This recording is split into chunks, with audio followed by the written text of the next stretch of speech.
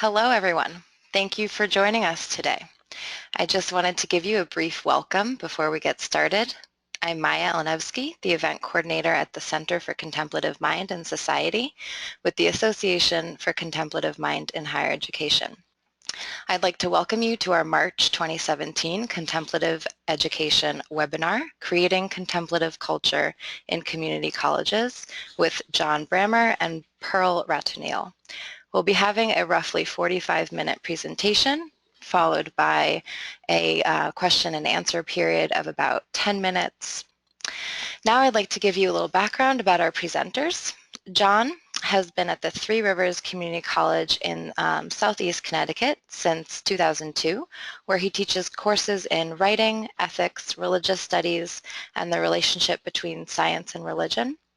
He has master's degrees in English language and linguistics and religious studies.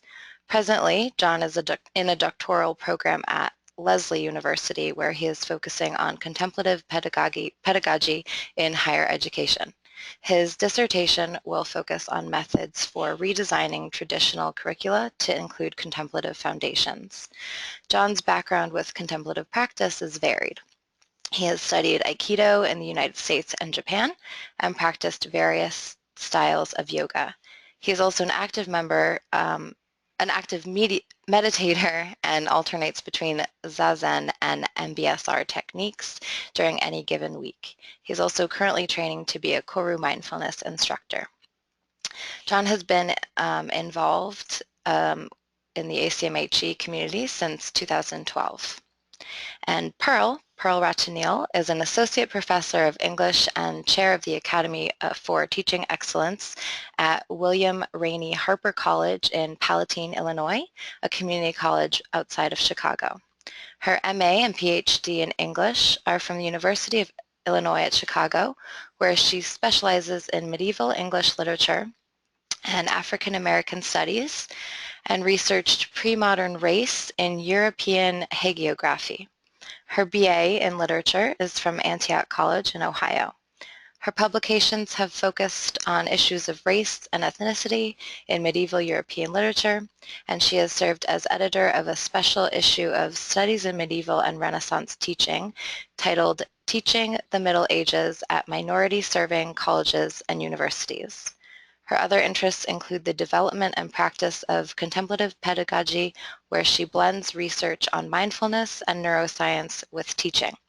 And with that, I hand it off to you, Pearl.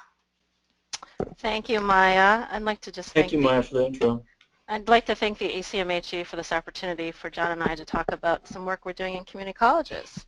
So our webinar is called Creating a Contemplative Culture at Community Colleges, Leadership and Classroom Practices. And so this is a picture of me. I'm on the left, or maybe I'm the right. And this is Jon on the right. Jon, do you have anything you want to add to this? No, that's definitely me. That's definitely you. That's definitely me on the left. And so we want to talk about what the challenges might be of starting contemplative initiatives at community colleges. And Jon and I have been talking for years about this since we met at a summer session on contemplative pedagogy in 2012. And one of our common experiences in community colleges have to do with the kinds of students attend community colleges and the kind of resources we have. And the call for webinars made us really think about what does it mean to be an initiative at a community college where we might be under-resourced and have a lot of challenges with our student bodies. And so our concept here on this webinar, which we'll be talking about, is how to be an initiative of one. So if you don't have huge resources, how can you create an initiative that begins with you, and what small things can you do, or what have we done in our experiences at our colleges? And one other thing that, one approach we're going to take to this webinar, and Jon can jump in here, is Jon and I really like to talk to each other. So us taking turns may not work, but we will really sort of dialogue with each other as we go through these slides. So might ask. What? We'll do our best to dialogue. We're going to dialogue, Jon. And so the way we talked about this in our prep was it might be more podcasty than webinar-y. I don't know, John, if you think that's a good way to describe it. Yeah, I think so. And, the only thing I wanted to add to this was one thing that we've talked about a lot is reframing how success is defined. A lot of times at community colleges, smaller populations, possibly less specialized populations, and so defining success as do we have a big mindfulness center? Well, not really, but that doesn't mean that the initiatives and the things that you do are unsuccessful. So I think that's an important thing to think about, especially for the community college setting. We have a slide up on screen about the demographics of our two colleges. One of the assumptions might be that all community colleges are the same.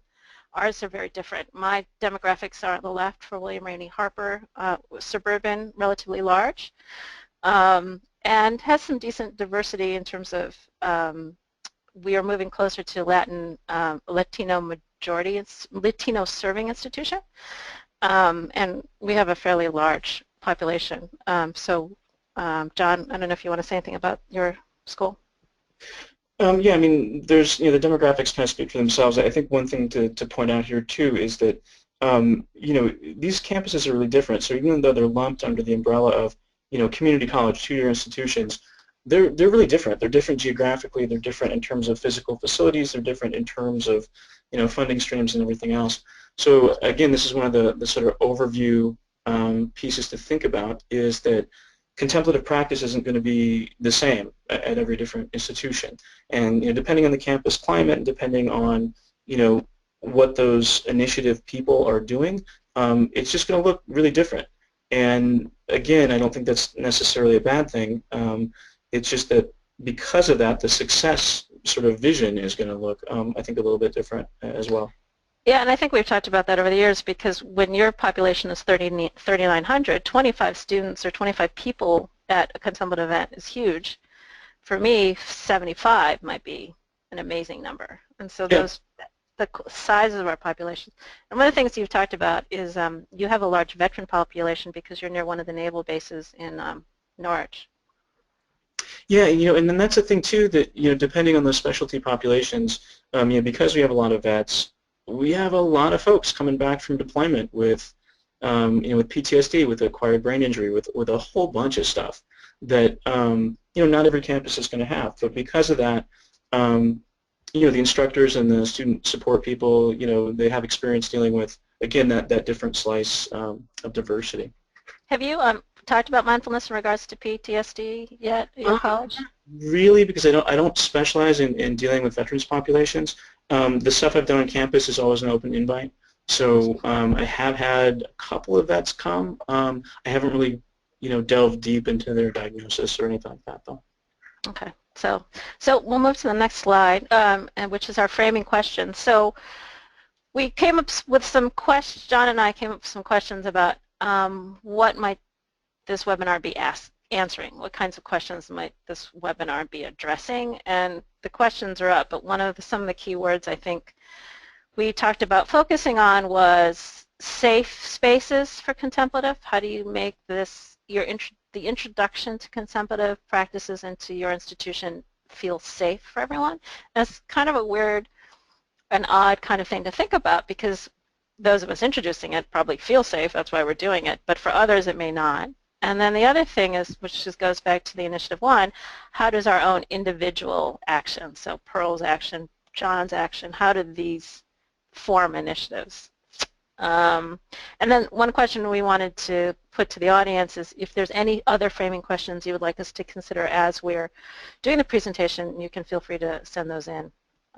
John, did you have anything you want to add to this? No, I think that kind of covers it, I think.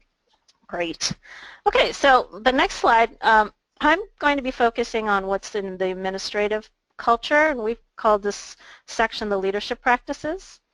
And so I want to describe my role in my institution. So I'm a tenured professor in the English department at an associate level. I've been here since 2008, so I've been here roughly 9 years. I am actually on a full course release to chair our Center for Teaching and Learning. So at the moment, I'm mostly in administrative meetings. And as I transitioned from being an instructor in a classroom using contemplative practices, I continued to use them, contemplative practices, in administrative meetings, so committee meetings. So I didn't stop doing them when I went to become chair of the academy, and I had to learn how to adapt my work with contemplative practices from classrooms and students to committee meetings, which is people who are older, smaller groups, 10, 12, 15, 20 people, and how to introduce this to people you work with. So this was a different experience. And so there's a couple of things I just want to, I'm going to focus in on the check-in, introducing check-ins to meetings. And I just want to credit the ACMHE for this because I actually really experienced this the most at summer session at ACMHE conferences and other events as what was called sometimes in agendas the weather report. I have distinct memories of Dan saying we're going to get the weather. So I started to apply that in meetings. And so I'm going to focus in at this portion of the webinar on how I introduce that to meetings. But I'd like to just touch on some of the other things that I do that I think support my experiences, and I'd say an administrator, but I'm still technically a faculty person. One is, before I even go into these, I try to take some time to center myself. So even before this webinar, I was in my office doing some practice, some meditation, mindfulness practice. But I'll be honest, if your meetings are stacked hour to hour, centering can mean the walk from one meeting to the next. But taking that walk really mindfully is part of the practice. I've heard of some people introducing a bell to the contemplative meetings, and you start the meeting at the bell, have a moment of mindfulness, and then end with a bell, and then end the meeting with a bell. And then finally, deep listening is one of the contemplative practices that obviously we can do in a meeting if we're not the one talking all the time. So those are some of the practices that I've tried to incorporate into meeting culture that also I've used in classroom experiences. So I'm going to just demonstrate, and I don't know, John, if you had anything you wanted to add or... Well, yeah, the only thing that's come up when we've been talking about check-ins, I think, is to also think about the really pragmatic advantages of doing things like that. So yeah, it's not just about, how are you feeling and empathy and sort of that idea of being compassionate and running a meeting, but it's also about, well, what are the practical choices you're going to make based on that information that might impact like what you're doing during the next hour, hour and a half, whatever. So I mean, I did this exercise in a group of faculty just a couple weeks ago, and one of the members said, he's feeling anxious and annoyed. And I said, well, that's a good thing to be feeling. But with that information, I wasn't going to ask him to tackle a new project or do something else at that exact moment. So it can have a real practical side to it as well. Yeah, I think that's really important because sometimes it can feel that the check-in is taking up space from an agenda. And it actually, when we do them, we actually find out things about each other that I think help makes the meetings run better. And I actually will have some a video clip of some interviews with people who've done the check-ins. But what I want to do at this moment is just demonstrate how I've learned to introduce a check-in to a contemplative, into a standard committee meeting. So let's say you're meeting in a shared governance meeting on, say, financial stewardship or facilities or student support services, and maybe you're chairing the meeting. Generally, this is a situation in which if I'm chairing the meeting, then I have the opportunity, but even if you're not chairing it, you could approach the chair of the person convening the meeting and ask them to ask if you could take a time to introduce this. So I'm going to just demonstrate it, and we could actually do it with the attenders. So if we were to pretend that all 51 of us were in a giant hummock. Oh, there's 90 people now, John. I just got that from Melissa, 90. So let's just say all 90 of us are in this intimate conference room, this vast, intimate, virtual conference room. I'm going to demonstrate how I bring the idea of a check-in to a committee meeting. It's usually on the agenda if I've convened the meeting as the first thing. So it'll say check-in. And if it's the first time we've all met together, this is how I introduce the check-in. And for all of those who are online now and viewing the webinar, we could actually do this virtually, and if you want to send in a second on your check-in, but wait until I finish the intro and then we'll do the check-in. This is how I would do it. So I would say, thanks everyone for joining me at this committee meeting of the Student Support Services. I started the agenda with something called a check-in, and I want to talk a little bit about what that is and why I'd like to do one with you. And many of you I have not met before, so I think this is a really ideal opportunity to bring a check-in to our meeting. So check-ins are a contemplative practice, and some of you may know that I've been doing mindfulness on campus for a while, but check-ins are a kind of practice we do to bring ourselves to this moment. We've all been in meetings. Most of us have been in meetings or have been working at our desk, working on projects, and now we're in this room.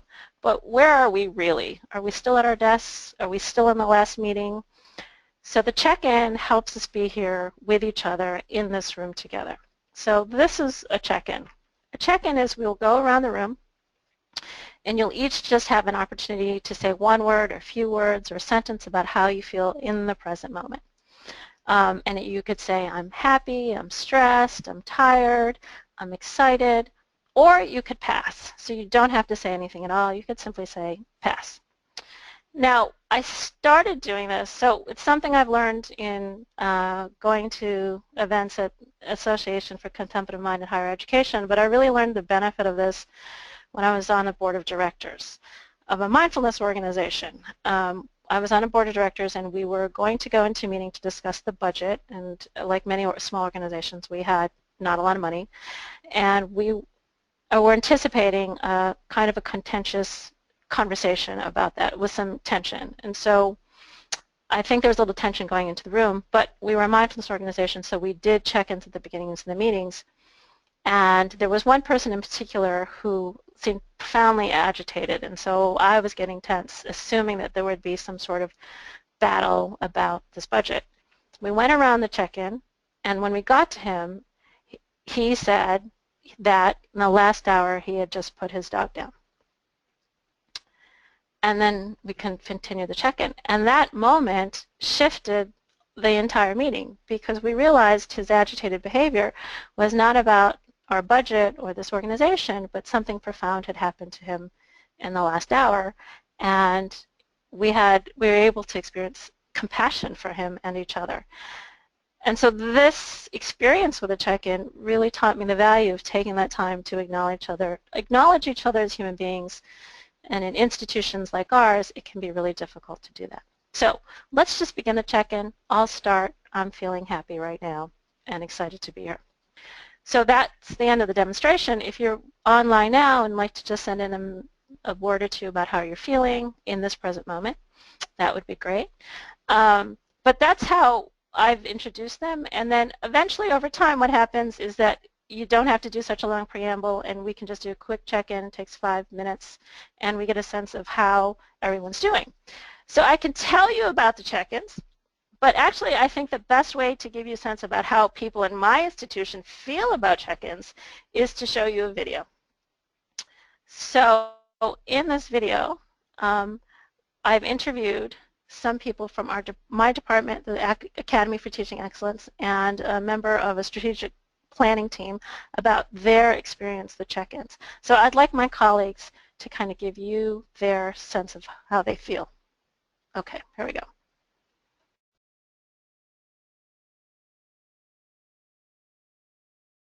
I wasn't even sure really of what my answer would be because I hadn't stopped to consider that morning, how do I feel right now? How am I doing right now? So it was awkward at first. I came from a small university, and I was worried that the personal touch would not necessarily be here at a larger college. And then when I heard that we were doing that, I thought, oh, that's really fabulous, because then we can really kind of get to know each other and we can bond a little bit. Probably a little bit hesitant or a little bit nervous, but after we did it a few times, I think it got a little bit easier to share what my thoughts or my feelings about.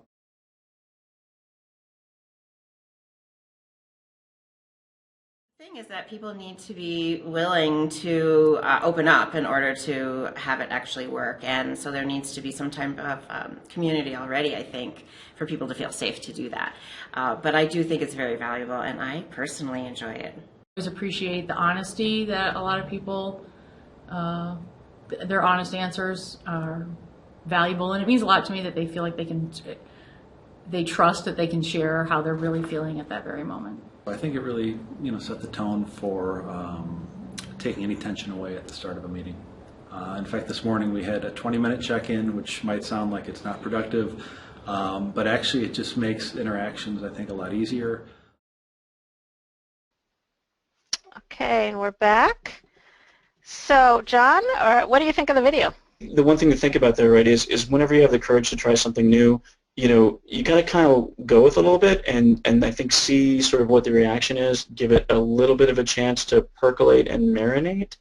And even sometimes when you try something and maybe it's received in sort of a lukewarm way, there's a little bit of that stick-with-itness that has to maybe sometimes happen to, get the sort of fruits of a practice. So I think that's something to think about, especially in things like that.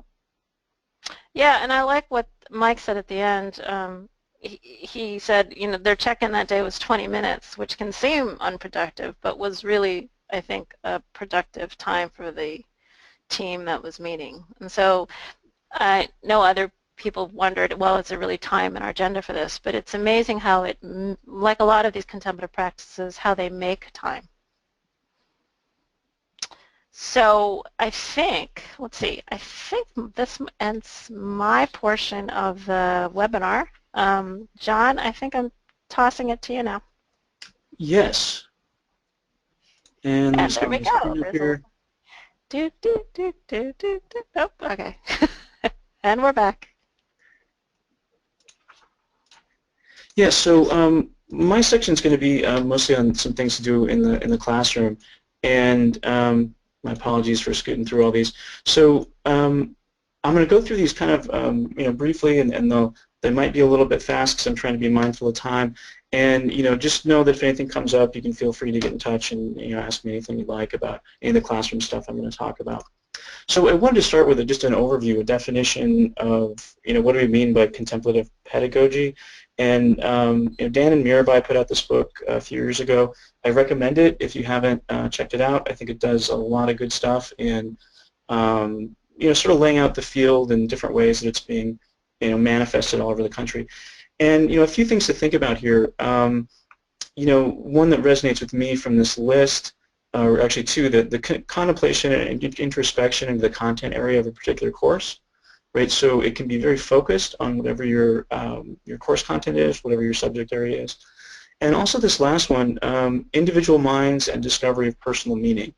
I think both of those are important to sort of my version of what higher ed should be doing. So in the things I'll show you in just a bit, I try to keep those two features in mind. And then I think this idea is also really important to put out there. And this might be really old hat for some people, but I think for others it might not be. The contemplative pedagogy is a big umbrella that has a lot of stuff underneath it. And sometimes when I go to conferences or I talk to people who are outside the ACMHE or other colleagues, they kind of conflate these two things. So if I'm doing contemplative pedagogy, it needs to be meditating at the beginning of class or doing a mindfulness practice, and that's fine. But I think there are a lot of ways to slice that pie. Okay, and I think there are a lot of ways to introduce and incorporate contemplative ideas without even using the word mindfulness. If because it does have some baggage. So, John, John, some of the things I'm going to talk about are in that vein. Sorry, so we're talking about slicing the pie. What are the other slices in the pie on contemplative besides mindfulness? Yeah, so there are a whole bunch of slices of the pie, right? So, for the bio that Maya read for me, for example, I did a lot of Aikido, and I've done yoga, and I've done meditation, right? And maybe only one of those would be technically MBSR stuff, technically like mindfulness. But I think all those have contemplative components. And the famous tree, right? Everybody knows the tree from Sea Mind. If you look at that tree, there's a lot there. And so when I think about the pie, this is going to seem weird, and I'm mixing metaphors here. When I think about the pie, I think about the tree. There you go. The tree and the pie The tree. tree and the pie, they go together. So just a few definitions of mindfulness. The reason I wanted to throw these in here, again, is to really emphasize the point of flexible application. Okay, so even in these definitions of one piece of contemplative practice, there are differences. And I think that's something really important to keep in mind. There isn't going to be a one-size-fits-all for every institution, for every instructor, for every subject area. But that doesn't mean that we can't be successful in introducing contemplative stuff in whatever we do.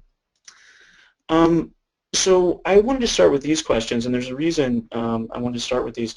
And I know we're under a time crunch here, but I'd like to invite everybody who's out there to take about 30 seconds, grab a piece of paper, grab something to write with, and just tackle one of these questions. Doesn't really matter which one, but just tackle it for about 30 seconds, jot down whatever comes to mind. Okay, and don't worry about censoring. Obviously, we're not going to turn it in. But just see what happens. Okay? Is there a grade on this, John? No grade. And I'm actually going to not talk for about 30 seconds, and I'll talk again in about 30 seconds. So just see what happens. So give that a shot.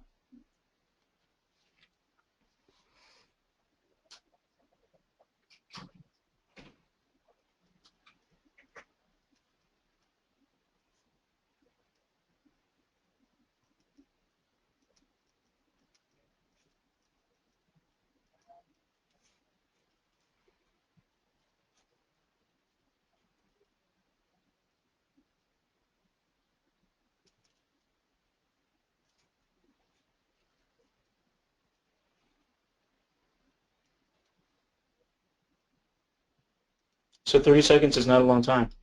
So if you want to keep scribbling, feel free to keep scribbling. But the reason I wanted to put these out is I did a workshop with some faculty a couple weeks ago, and I used these questions to get to the idea of reflection and introspection a little bit. And one of the comments that came out from a faculty member was that she never thought about any of these questions. And to me that was really surprising, because these are questions I think about like every week, every day practically, right? Of, what am I trying to do and why am I doing it? And I try to have that intention, in a very day-to-day way, right? So just that difference was very edifying for me, and thinking about, well, wow, there's a bunch of folks who maybe don't do this, and would it be a good idea if maybe they did it more, possibly. John, if you would ask the question, why do you teach to yourself every day, the answer relatively the same consistently, or do you have days where... That is a really good question. No, the answer is always different. So, on Mondays, it's because I need a paycheck. But other days of the week, that usually shifts. So it really depends. But again, I think that speaks to this idea of, changeability in the psyche, and like that'll come up, in different ways. But I think fundamentally, especially the follow-up questions about, why do I do something this way, or why do I, have the goals I do in a particular class, those things remain relatively consistent. Right. Well, this is, if you do a kind of practice for yourself, for instance, an administrator, why am I an administrator could easily be applied. You could take this exercise to anybody. Why am I chairing this committee? A lot of times we're chairing committees because we are assigned to do it. So the next question becomes, okay, what do I want to experience or accomplish in this committee experience? Yeah, I think both of those are just deeply grounded in having a conscious intention, right? So you have a conscious intention, and you're trying to manifest it out there in the real world, right? And then how does that work? Well, and I think when you're talking about intention, I think what makes us not unique, I don't want to say we're unique, but one of the things that I think contemplative practices brings to us in our lives is that a lot of times all of us are doing things because we're told to do it, or it's our job, or we have to.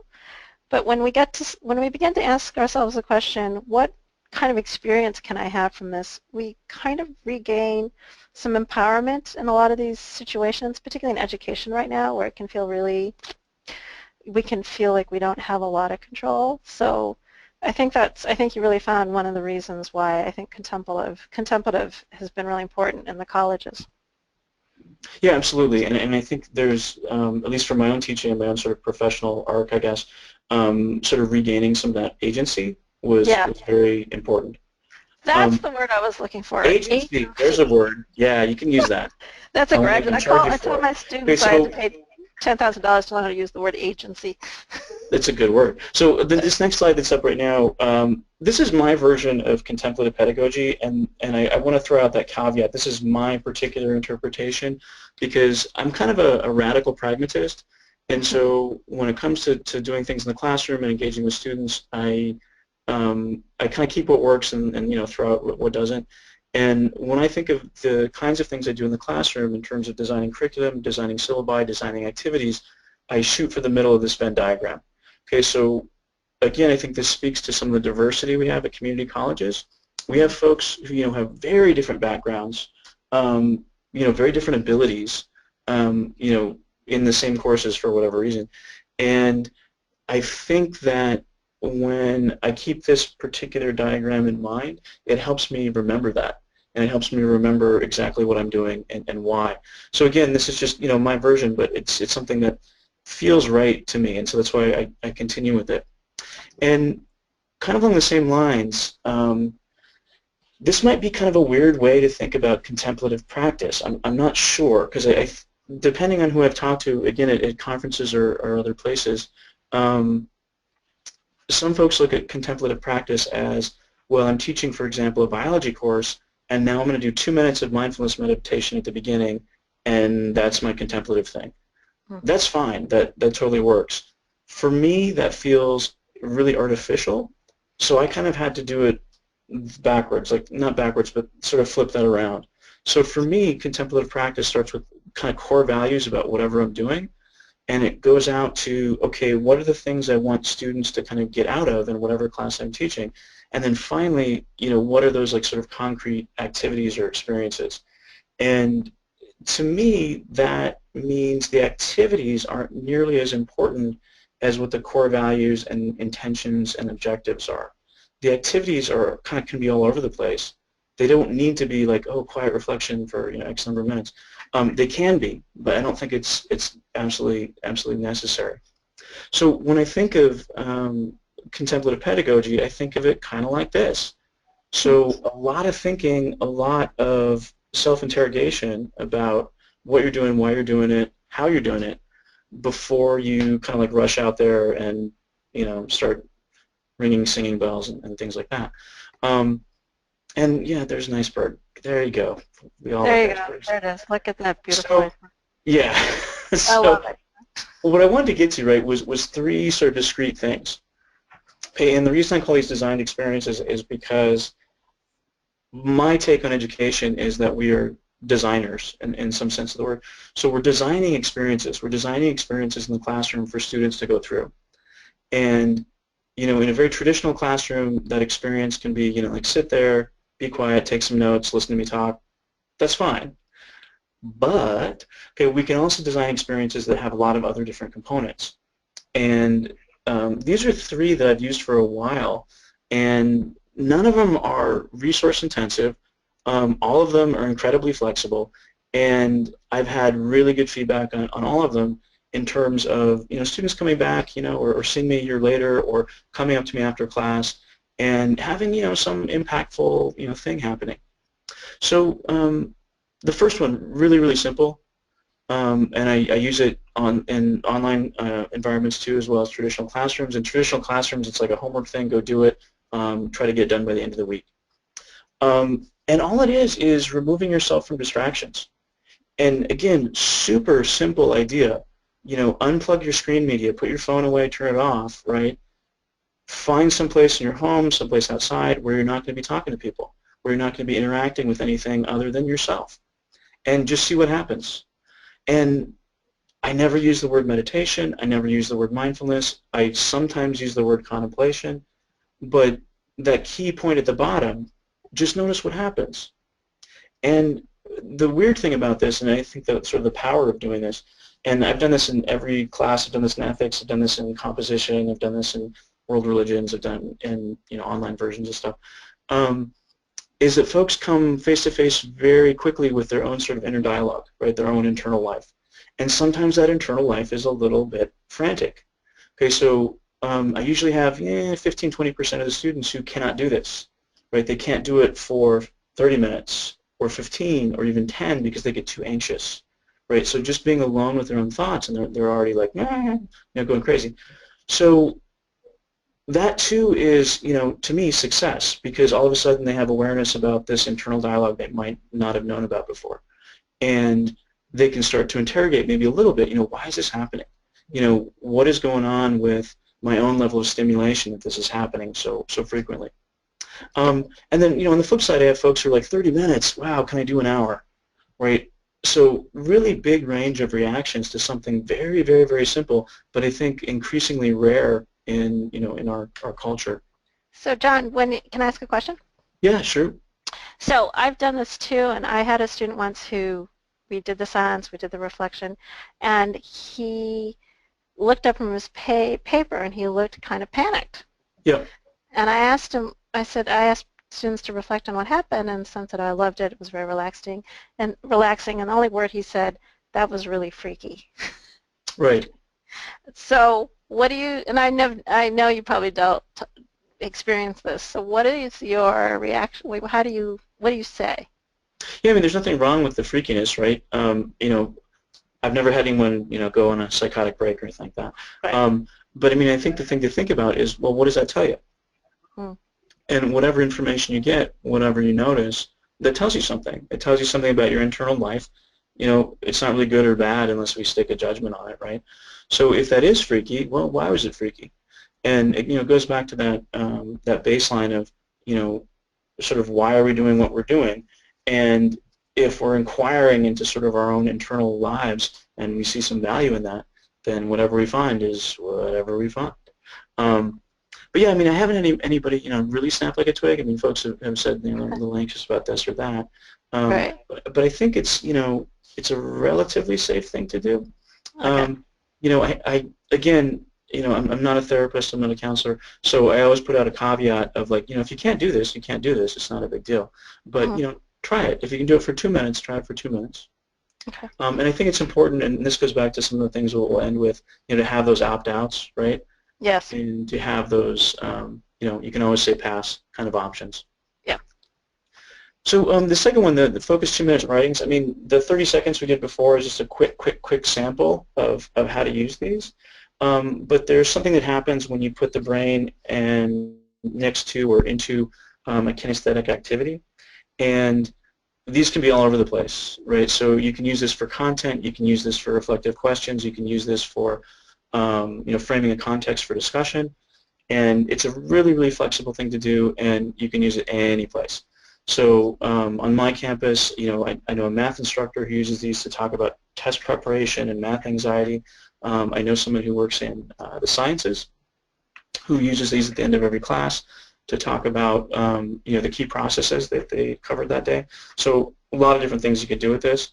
And just a few examples, possible prompts, okay, and these are, very flexible. You can change any of these at all. But these are just some of the ones that I've used in the past, and they've been pretty successful. The last one, okay, so what is something about your own personality or behavior you thought about changing? This one actually goes into the third activity I just wanted to talk about really briefly. That prompt is the way I start the discussion for this activity. And this is something I do mostly in my ethics courses, but again, it's something very flexible. It can be adapted to a whole bunch of different things. But we start with this writing about what do you want to change? Is there something you want to work on, cultivate in your own personality, personal development, however you want to look at it.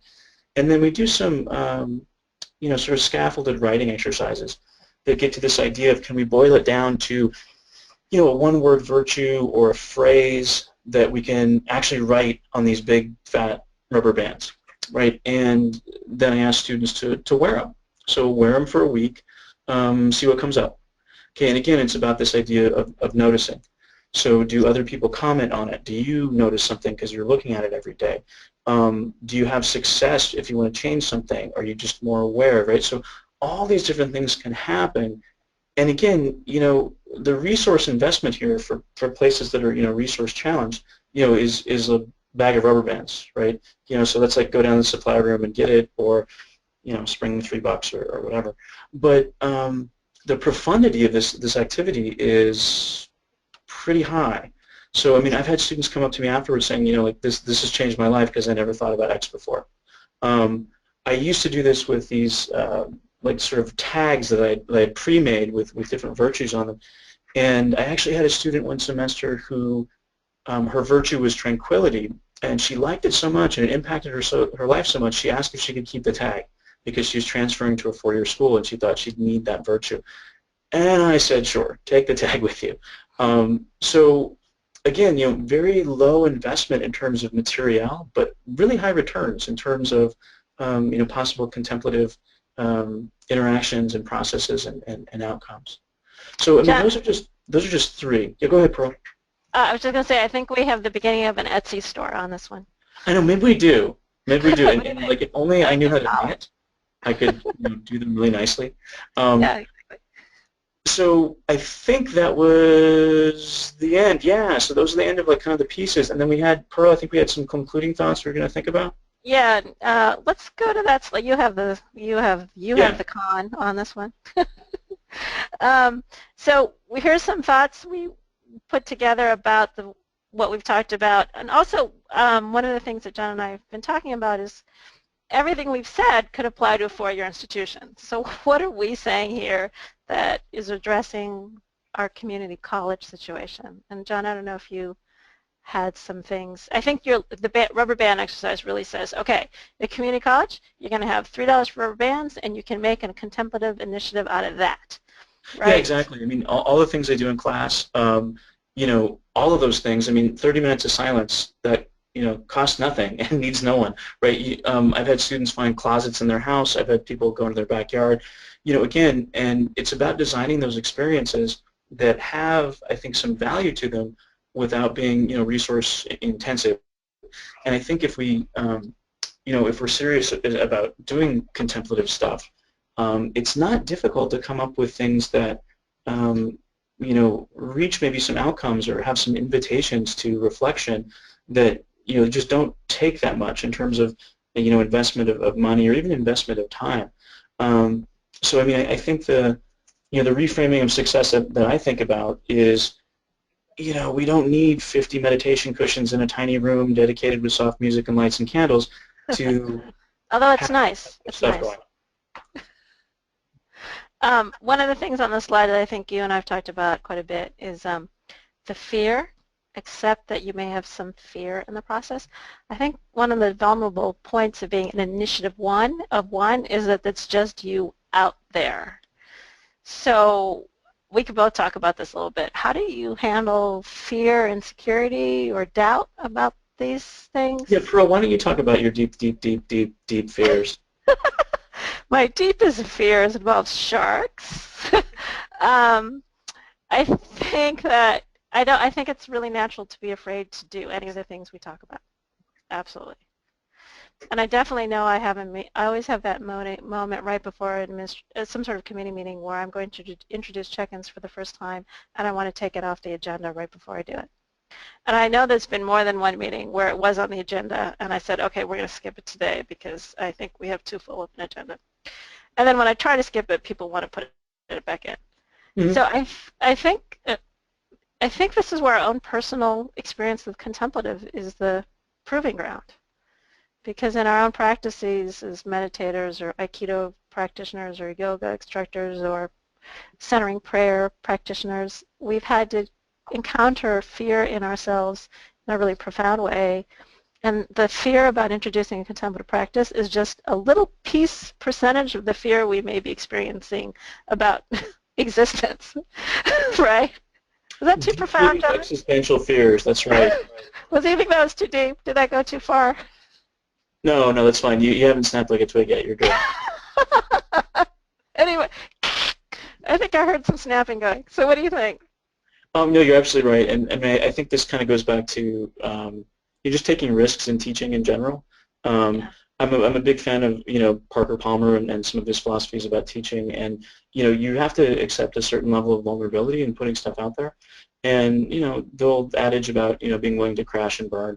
I've done a bunch of stuff that, like, either I picked up at conferences or from colleagues, and I thought, oh, this is going to be really great in X and so class. And then I try it, and it doesn't feel authentic to me because I haven't really owned it yet. And, it doesn't work out so well. And it feels weird doing it, and my weirdness kind of permeates into the classroom, and then everybody's feeling weird. And I'm like, oh, let's not do that again. So, Right. I think it's a trial and error process, and again, it's a trial and error to get stuff that feels authentic to you and what you're doing, subject-wise, and also what you're doing in terms of your career arc and where you are, and all those other Yeah, pieces. I think that's really true. I mean, the career arc, some people maybe in this listening to this webinar might say or feel, you know what, I don't know that I could do a check-in at all, Right. but I probably could do some mindful walking on my way to my next meeting. Mm-hmm. And that would, for us, that would be an initiative, I think, don't you think? Absolutely, and I think the other thing to just sort of think about there is, especially if people are teachers and they're instructors, academic freedom is still around, at least for now. So the idea that you have the classroom and you can use that as, in some ways, like like to get sort of Dewey-ian about it is sort of a laboratory experiment. And Yeah. what can you do to change the factors of that process and that experience, and make those changes hopefully in a good way. Yeah, and I think the willingness to just try something, even Yeah. I think what maybe you and I have been doing is that little bit of, well, let's just try it and see what happens. Yeah. Yeah. Very much so. And these are, because we're in low resource situations, there's low stakes here, right? We didn't organize a conference for $30,000 bringing keynote speakers to talk about mindfulness and contemplative pedagogy. We just tried something in our classroom. Yeah, really, isn't it all low stakes? I mean, honestly. Okay, so Pearl, I'm going to go to the next slide. Okay, there's another one? Oh, there is. So these are just a few places to think about, different resources on the web, and I'm sure most folks know all these already, but just a few to ponder. And then I think, Pearl, you wanted to talk about this next one? There we go. There we are. We actually have acknowledgments. First of all, I want to thank the Academy for Teaching Excellence at Harper College, where I am. Mike Bates. Hi, Mike. I don't even know if he's watching this. He's Associate Dean in this department. He's my co-director here. He's graciously given me the talents of Melissa Basinger. John, where's the cheers? Yay. Hello. Yay. Yay. And our instructional designer, Melissa, has been the ID co-pilot on this whole thing and helping us run it and built the PowerPoint and cleaned it up for us. And I wouldn't even be able to do this if she wasn't here. And if you're watching this webinar, please do not recruit her from us because this was awesome. Do you want to talk about the left hand on the slide, John? So thank you, everyone, to Harper. At Harper. Yeah, and thank you for the CMIND folks for inviting us, especially Carrie, who we cooked up this idea like a couple of years ago. We're like, hey, why don't we do a thing? And just, thank you for that, and Maya also for your organizational skills. And I have no one else to thank because, yeah, my institution's my institution. So this is why we're doing the webinar. This is last slide, we turn this back over for questions, is just a little bit of bibliographic stuff. And again, this will be available online, and this is a very selected bibliography. There's a ton more stuff out there, but this is just a few things you can take a look at.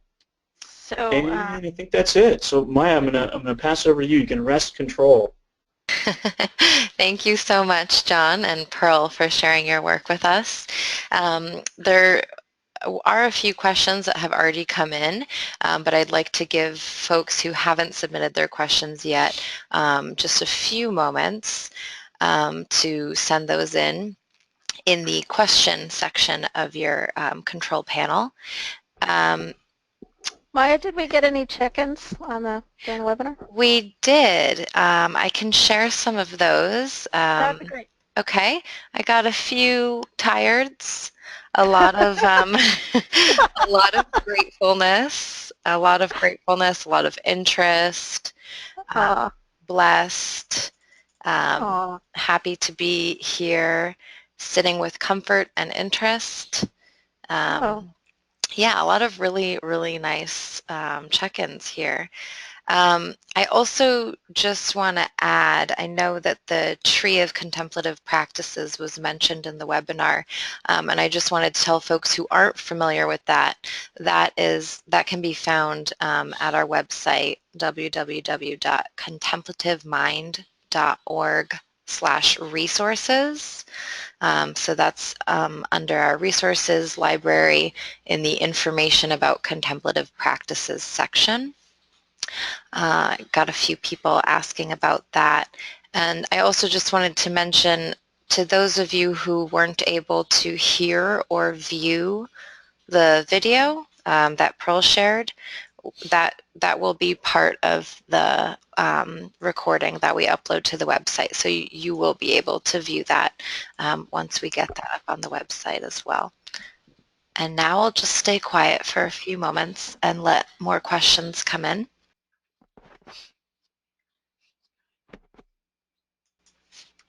So John, should we talk? No. No.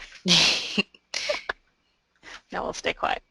Okay. Oh, I think we have enough to get started, actually. Okay. Yeah, so let me just scroll up here. One of the questions that came in from Milton Haddon, I apologize if I mispronounced that, was where would a new person find the quote-unquote baggage that comes with mindfulness? Okay, so I guess I'm taking that question as like what are some of the connotations that come along with it. I think to find them, yeah, that's a really good question. I think the thing to think about, generally speaking, is that when something like mindfulness gets into the public consciousness the way it has in the past, I don't know, 5 to 10 years, it gets on the cover of Time magazine, and when it, is permeated through higher ed and corporate life and everything else, there's a tendency for sometimes for commodification and also for like the new concept du jour idea to come up. And so I think some of the baggage can come from that. It doesn't always, but just like when it used to be when you'd say the word meditation, people would freak out, like, oh, are you a hippie? Are you taking drugs? Like, what's going on? And, now it's much more mainstream. So the baggage, I think, just has to do with sort of the climate of where the term is introduced and how it's being defined. I've read a lot of pieces, for example, that are very critical of things going on in the corporate world that are labeled as mindfulness because they're rooted in things like increased productivity and profit margins. And that's not really the traditional root of what mindfulness is about. So stuff like that, I don't think there's one spot where it's like, you can find the FAQs on connotations of mindfulness, but I think it's just something you have to kind of like jump around and find. Hope that gets to that question a little bit. Thanks, John. We also have a question from Aaron Hopkins, who asks, can you give an example of a 30-minute silence assignment? Yeah, that's actually what I did. There's no assignment. So that's the whole thing. It's like Seinfeld. It's an assignment about nothing. So what it is exactly what I showed on that slide. You introduce it as, the guidelines are, I want you to be silent for 30 minutes. And, find a space where you're not going to be interrupted by people. Turn off your screen media. Leave your phone someplace else. No music, no nothing. It can be outside, it can be inside, it can be light, it can be dark, doesn't matter. But no stimulus that we're usually associated with. Bring in something to write with. Okay, the only assignment in terms of like task is stay there for 30 minutes and jot down anything that comes to mind. That's it.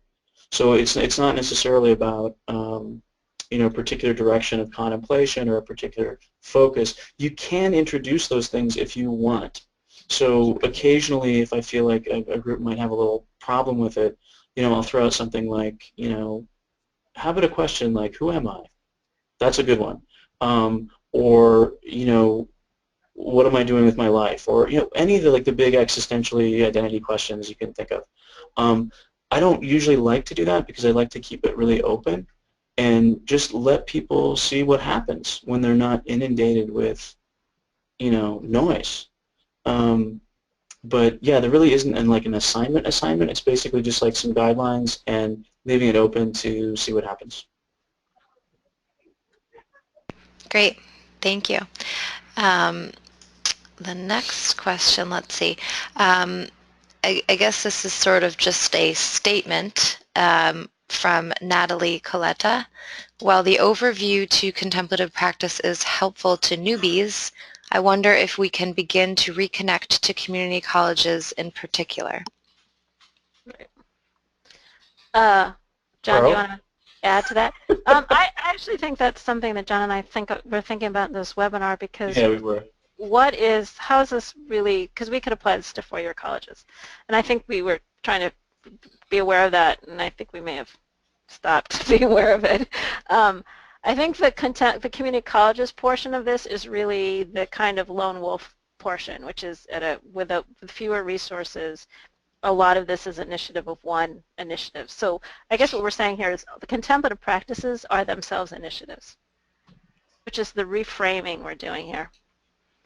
Yeah, I think that's true. But I think the other piece is really being aware of the population. At a community college, you don't have residence halls. You don't have people who are, right. 100% living the college experience. I mean, my particular campus, mostly commuters, right?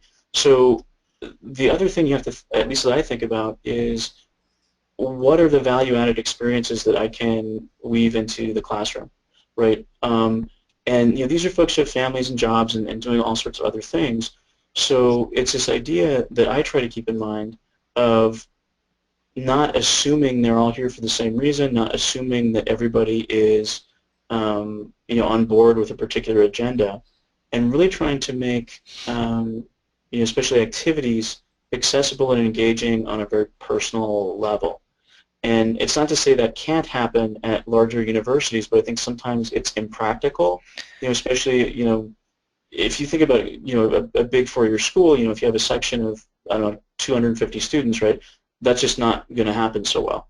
Okay, but at a community college, I think one of the strengths that we can really leverage is, generally speaking, smaller class size, right? And what does that let you do that maybe in a larger context you could have a tougher time doing? All right, and I think the intimacy we have in our classrooms, smaller. So community here means, in some sense, already predisposed to give us favorable conditions for contemplative practices.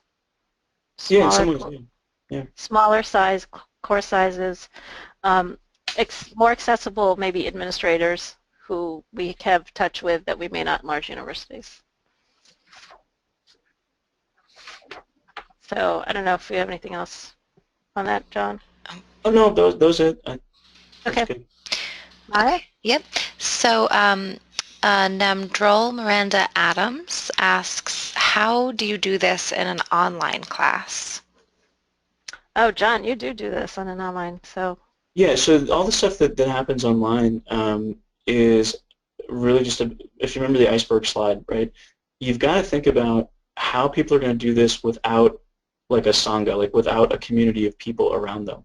So like the 30 minutes of silence thing is something I do in online classes, and then we get into a discussion board forum about, what did you experience? And if I think if you interact in a way that's compassionate and understanding in that forum, you can really get people to come out in terms of, what did they experience, an honest reflection about what it was like. Was anxiety provoking? I was thinking about doing my laundry. All these different, things that can happen. I've found that all the things that you can do in the classroom, you can really do online, but you have to, again, think about what the experience is going to be like for a person you have never met before. You've never met them in the flesh. You really don't have a good vibe of what they're like. They're a name, they're a number on the computer screen, stuff like that.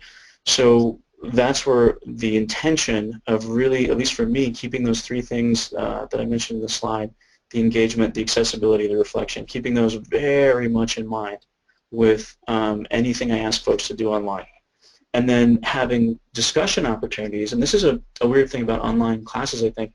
A lot of discussion board stuff in online classes is like very rote. It's not really discussion. It's more like answer this prompt and fake comments afterwards, if that makes sense. And I try not to do discussion boards like that. I try to do discussion boards that are much more open and organic. So I think if you reshape some of your assumptions about what you're doing online and what you're supposed to be doing online, it can make integrating those contemplative components, I think, a little bit easier. But yeah, the silence thing is just one example.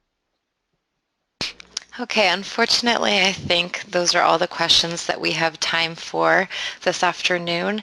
There were quite a few more that came in, so if that's all right, I will email them to you folks so that to you, John and Pearl, so that perhaps you can get in touch with people individually and answer their questions. Sure, yeah, and I think we had our contact information on the first slide. If anybody wants to, at least for me, drop me a note. I'm happy to chat with folks.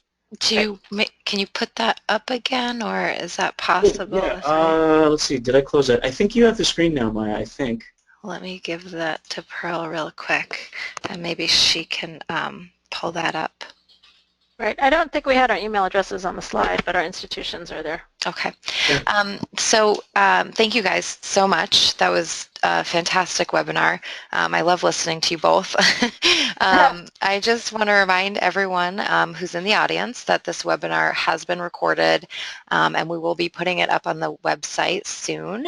Our webinars are made possible by your support, and we invite you to make a donation and check out our webinar archive at contemplativemind.org.